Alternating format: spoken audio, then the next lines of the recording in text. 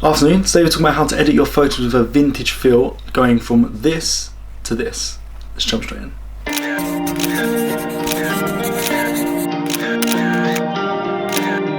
Okay, so we're going to be doing this whole tutorial using an iPhone today.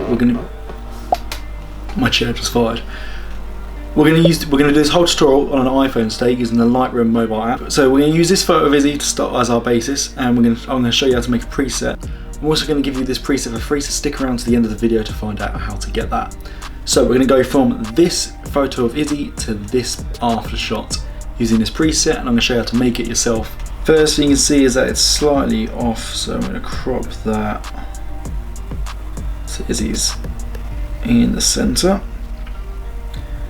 We're then going to go to light. I'm going to up the exposure a tad. I'm actually going to pull the contrast out of it a bit because this was so a bit of background behind this image. It was shot on the vintage lens that I got back in May.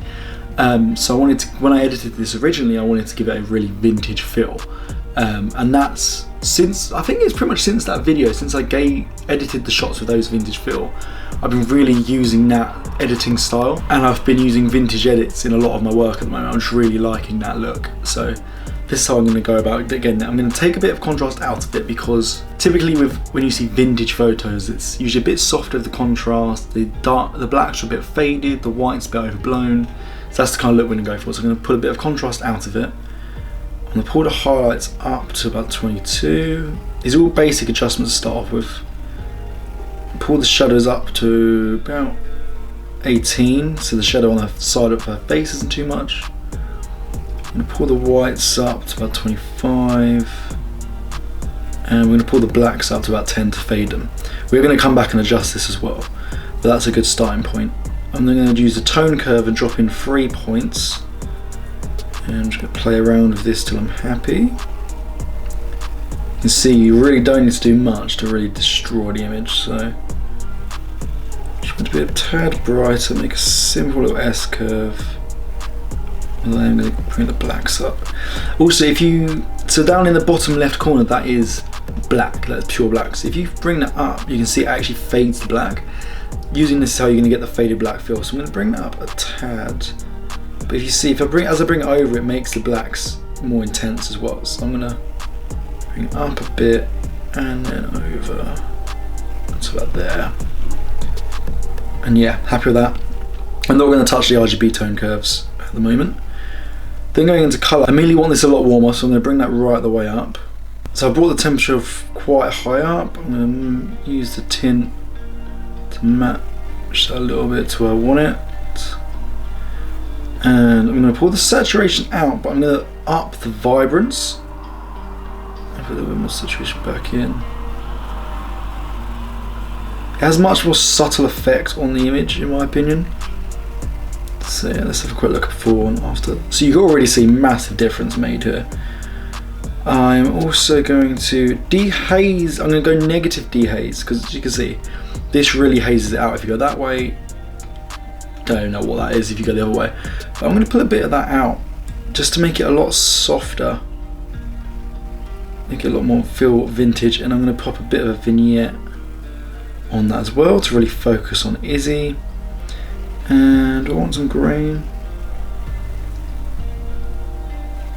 Not a massive fan of the grain look anyway, so I'm not going to use that.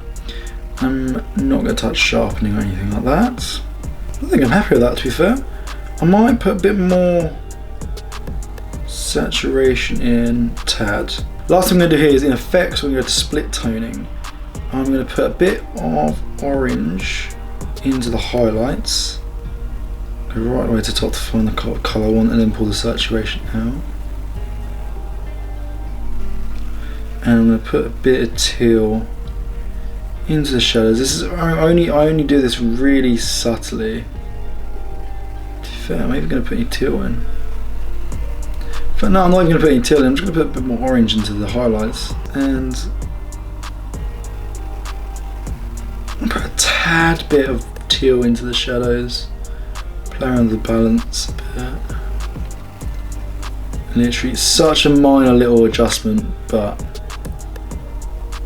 yeah, then there you go. There, I'm happy with that. So yeah, I'm pretty happy with that. There's the before and there's the after.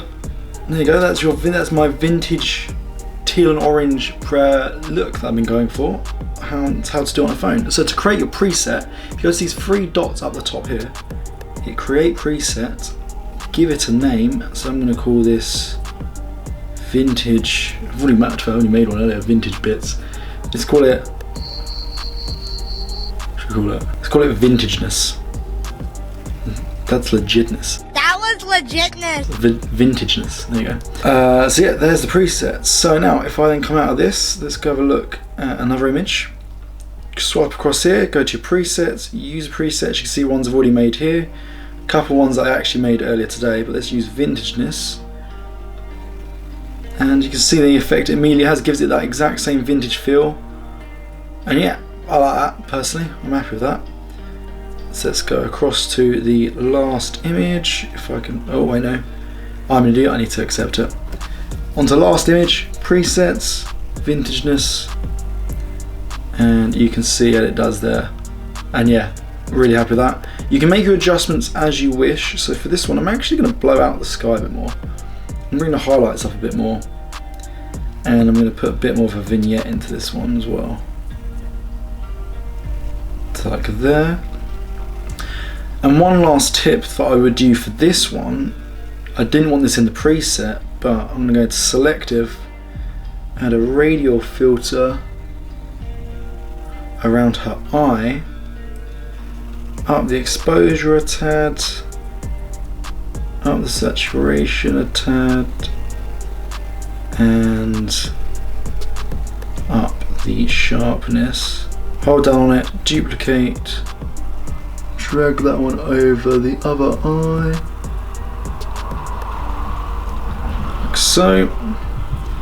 And yeah, it just makes her eyes pop a little bit more. But yeah, that's it. That's how I make that that's how I edit with a vintage feel, bit of a vintage teal and orange feel. You can adjust this and use it however you want and however suits your style. But this is what I'm really into at the moment in how I've been editing my shots. So you can get this preset for yourself. I'm going to put all the settings I used for it up on the screen at the end of this video, and then you can just copy them and save it as you wish.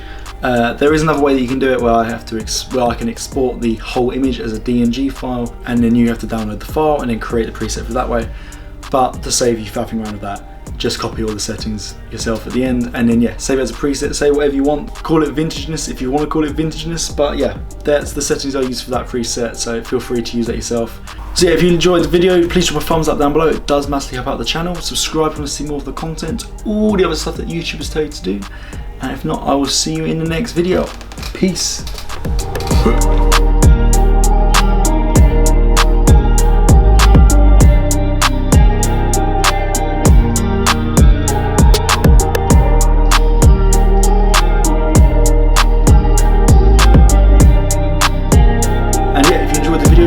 It does massively help out. Subscribe and see more of the content, all the other jazz.